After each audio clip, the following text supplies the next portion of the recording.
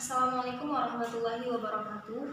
Saya Rabiatul Aslamiyah dengan nomor induk mahasiswa 180204059. Baiklah, di sini saya akan menjelaskan dan mempresentasikan hasil dari pembuatan modul saya untuk melengkapi tugas mata kuliah studi laboratorium fisika sekolah. Adapun judul dari modul saya adalah tentang gaya pada bidang miring. Nah, adapun tujuan percobaannya adalah yang pertama untuk menyelidiki sifat gaya-gaya mekanis pada bidang miring. Kemudian yang kedua untuk menyelidiki sifat dan akibat gesekan dari beberapa jenis permukaan. Kemudian yang ketiga menyelidiki sifat gaya-gaya pada bidang miring. Kemudian untuk dasar teorinya yang pertama gaya gesek pada bidang miring. Gaya adalah suatu pengaruh pada suatu benda yang menyebabkan benda mengubah kecepatannya atau dipercepat. Sedangkan gesekan yaitu gerakan berlawanan saat Anda melakukan gerakan mendorong bidang-bidang. Misalnya ketika kita berjalan di sebuah lantai, maka kaki kita dan lantai merupakan atau menghasilkan gaya gesek. Kemudian di dalam fisika, kita mengenal yang namanya hukum Newton 1, 2, dan 3. Pada gaya pada bidang miring ini akan membahas dan mencakup tentang hukum Newton 1, hukum Newton 2, dan hukum Newton 3. Nah, yang pertama, hukum Newton 1, jika resultan gaya atau jumlah seluruh gaya pada sebuah benda 0, maka kecepatan benda tidak berubah atau tetap. Hukum Newton pertama berbunyi, setiap benda akan berada dalam keadaan diam atau bergerak lurus beraturan, kecuali jika dia dipaksa untuk mengubah keadaan itu oleh gaya-gaya yang mempengaruhinya. Nah, di mana sigma F sama dengan 0. Kemudian yang kedua adalah hukum Newton 2. Hukum pertama dan kedua Newton juga disebut sebagai definisi gaya, yaitu pengubah suatu benda yang menyebabkan benda mengubah kecepatannya. Arah gaya pun merubah karena merupakan arah percepatan yang disebabkan jika gaya itu merupakan satu-satunya gaya yang bekerja pada bidang tersebut.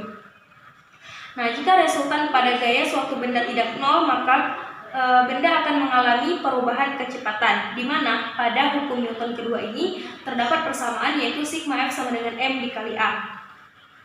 Kemudian yang ketiga, hukum Newton 3. Hukum Newton ketiga berbunyi, untuk setiap aksi selalu terhadap reaksi, di mana sama besar dan berlawanan arah, atau aksi timbal balik suatu terhadap yang lainnya antara dua benda selalu sama besar dan berarah sebagian yang berlawanan.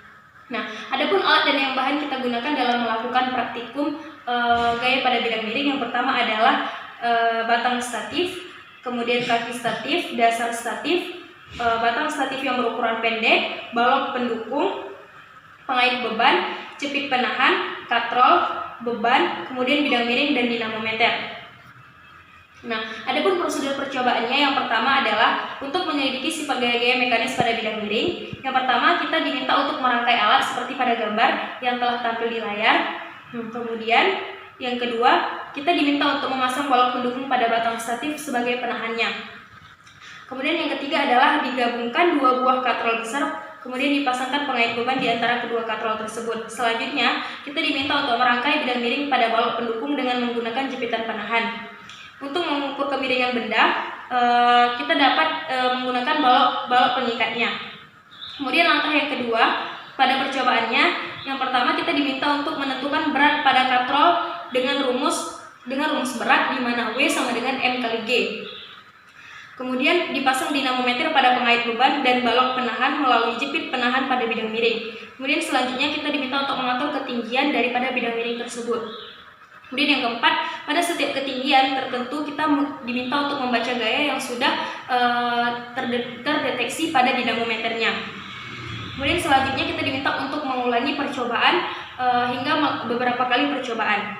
Kemudian di sini ada tabel data pengamatan. Di sini kita diminta untuk melakukan percobaan sebanyak 3 kali dengan tinggi yang berbeda-beda. Nah, yang pertama kita diminta menggunakan gaya pada bidang miring dengan ketinggian 10 cm, kemudian ketinggiannya 20 cm, dan yang terakhir dengan ketinggian 30 cm.